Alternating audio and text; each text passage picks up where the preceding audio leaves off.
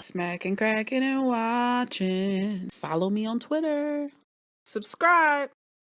The Mechanism, Season 1, the complete season review. I know it's been a minute since I put up the first video talking about episode number 1, but I'm here. I got details. Y'all ready? Let's get into it. First things first, y'all know what to do. LCS, like, comment, subscribe. Support my channel by smashing that red button. Now let's get to it. The Mechanism. It's a system, a machine that's well oiled. It's been going on for years. You can't really stop it. It's ever flowing. Like my daughter said, she's like, Mom, that is the life cycle. That's the cycle of life. Well, way before and this is funny because this was well before Marco Ruffo said anything about putting it all together when he had that Usual Suspects moment that we're all used to seeing, the cups smashing on the ground. And it all comes together. This show is interesting. It's about politics, vice presidents, Congress, judges, prosecutors, police, everyone kind of coming together, and even the wizard. Oh my goodness, off to see the wizard, the wonderful Wizard of Oz. How they threw that in there. Guards at the jail. How everyone is hustling and trying to survive, trying to eat. The haves, the have-nots, the rich, the poor. How they are able to be the same old, the same old story every time. It's like the dog chasing the tail. You're never going to bite it. You're never going to get it, you know? It's an off-the-chain show. Great show. Go to Netflix. It's now streaming. It's been streaming for about a week or two. Get to it, y'all. Maria Teresa. Girl, what are you going to do? What's going to happen? I totally feel a season 2 on the way. Okay, my favorite character is Roberto Ibrahim. Why is he my favorite character? Some of you guys may not agree. You may think he's the villain, he's the bad guy. How could you side with him? What about Vander? What about Rufo? Yes, Ibrahim. You know why? His ability to stay calm and cool under pressure is superb. I'm just saying. He's my favorite character. He's a planner, he's a hustler, he is a launderer. He's dirty, cheating dog. He cheated on his wife. Not that that's a good thing, that I want to praise him for that. That's some low down dirty dog stuff. What I'm saying is he was so bogus the way his character called his crew before he called his wife. And his wife was running around like a chicken with her head cut off trying to figure out what's the next step, what's the next move. Oh my goodness. And how many of you guys were here clapping, screaming at the television like I was the moment Rufo was like, you want to see these pictures? Let me show you a little something, wife, while you're running up in there to go talk to your lovely spouse. She knew he was dogging her out. And then to do it to Katanya and all these other people out there, money is never a problem for him. He's always using money as a way to bond, it seems like. No, he's got money no matter what. He's using the guards to get things he wants. He's treating guards like butlers. He's treating prison guards like butlers. Wow. Wine. What else did he have in there, y'all? Wine and shrimp cocktail. Wow. Verena Cordoni. Stubborn. Her relationships suck.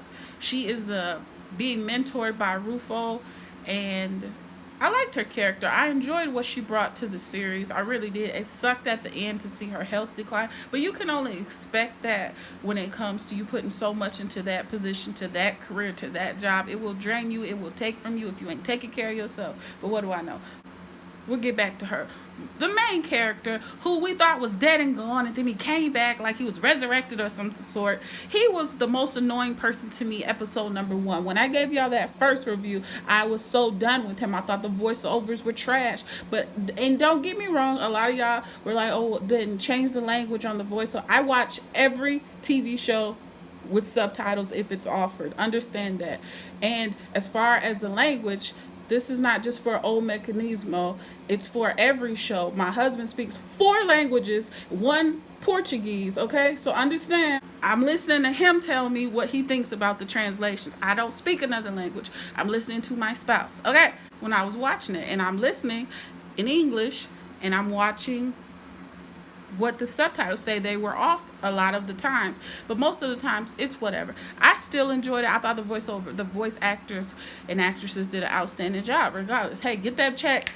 I ain't mad at you. Now, Marco, We thought he was dead. We thought he was gone, but he came back, and he was basically a ghost writer. He was, if you're not familiar with, say, the music industry, just say, I say ghost writer thinking of music. You know, you think your favorite artist wrote a song and they're like, and it comes out maybe 20 years later. No, this particular person, mind behind your favorite hit. And that's what he did. He ghost wrote this whole investigation, and he was a genius from behind the scenes. Now, when he popped up, what did he pop up for?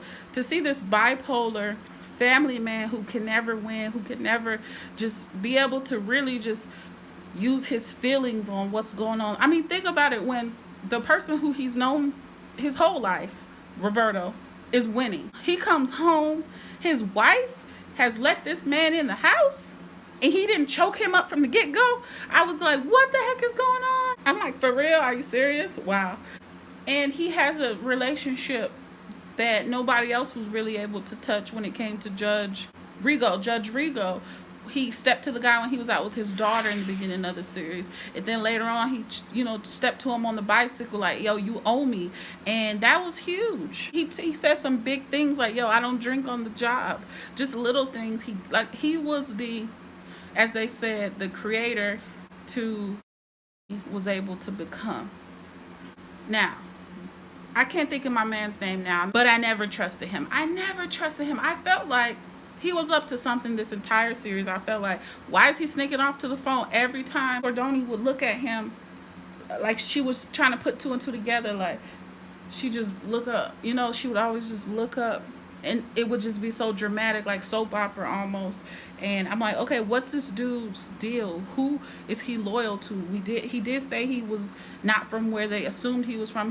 Where did he say he was from? Londrina instead of another place that they assumed he was at. I don't know, but I liked his character. He was fun and he looked nice. He was actually a handsome looking man. Vander was so interesting when it came down to the search warrants. I felt like that was the episodes that he really shined, in my opinion, when he kept touching and sitting, just kind of like sitting on the bed, sitting on the couch, tapping everything in the walls, trying to figure out, let me become one with this house. Something's in here. And when he finally had that moment of, I'm at the freaking garage and I need to bust this down, and I get that call, Vander. Oh, he didn't have the chance, but gave us that almost soap opera feel to where you're like, oh man, until the next time. Goes back and he gets that pleasure of sledgehammering the heck out of that wall, retrieving $3.5 million. Was it, y'all? Somebody drop a comment below. Snatching up the $3 million, putting that man in handcuffs, and you knew it was going down. You knew something was in the walls. Shouts out to his wife, who definitely held him down, lie, still, kill for her husband. Meanwhile, daughter's losing her dang on mind. Is everything okay? Am I going to go down? She's just a frantic person. You just wanted to say, shut up. When he was upstairs breathing heavily, and how many of you guys also thought he was going to crack? Because I thought he was going to crack and tell on everyone. They felt the same way during the investigation. He would be the weak link to just take down the whole situation, and that wasn't what it was. Back to my man, who I thought was a sneaky, freaky weirdo. He was always the first in, last out, kind of stealing files off with the USB drive. He kind of gave the mystery to the show, and I feel. Let me know what you think. This show is based off real events. They're talking about, hey, we're three little ants and we're up against the world. Let's talk about some of the great scenes of this show. I would have to say the vote. When the vote went down, they treated the voting as if it was a Super Bowl, if it was a football game, or if it was a baseball or a soccer game. It was going down to where you had winners, you had losers, you had those who were going to come out victorious at the end and those who were not. And when the wizard died, it felt like Oz to me. It felt like the Wizard of Oz. Like when he died, what do you do next? You can be free, or there's another successor who comes in.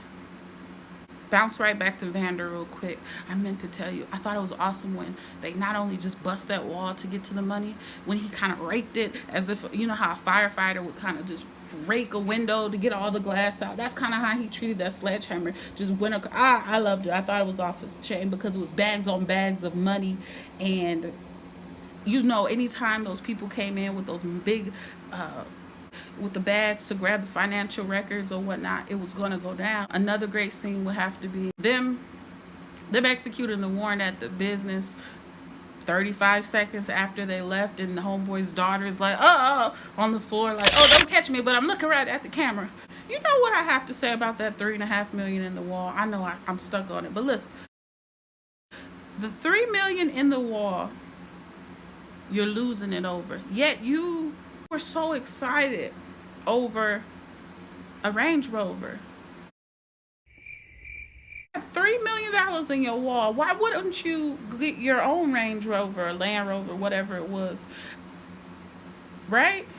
And when I said Vander sitting on I meant when he was also in the car, gripping the wheel, like, dang, man, this could be me. Look at what they're getting this, like that almost fueled him to want to get after homeboy even more. You know what? I like Chi-Bob too. I like Chi-Bob. They could have did so much more, I felt like, with his character, him being a clumsy dude, Let's get on homeboy and his suicide or attempted suicide that tricked us.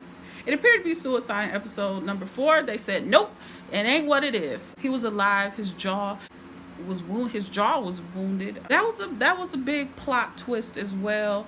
Could it have been a little bit?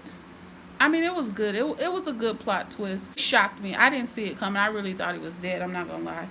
We got to talk about jail. We have to talk about jail before we get through with everything, because the jail situation, like I said, I thought was going to crack, but instead it was a unified front. It was definitely a unified front between Miss Pimp Lady, Roberto, Chi-Bob, and scary president of Petro Brazil. Date night with wine, you banging out your home girl, your wife's at home crying, you got a shrimp cocktail being smuggled in by the guards, and I'm thinking, okay, is this place gonna go kaboom with that book bag dripping, or okay, it's food. I thought it was gonna be like some curry, because it was like yellow. Yeah, his wife saw the picture in the prison visitation area, and he said, Stella, I about died. Stella. That was funny as heck.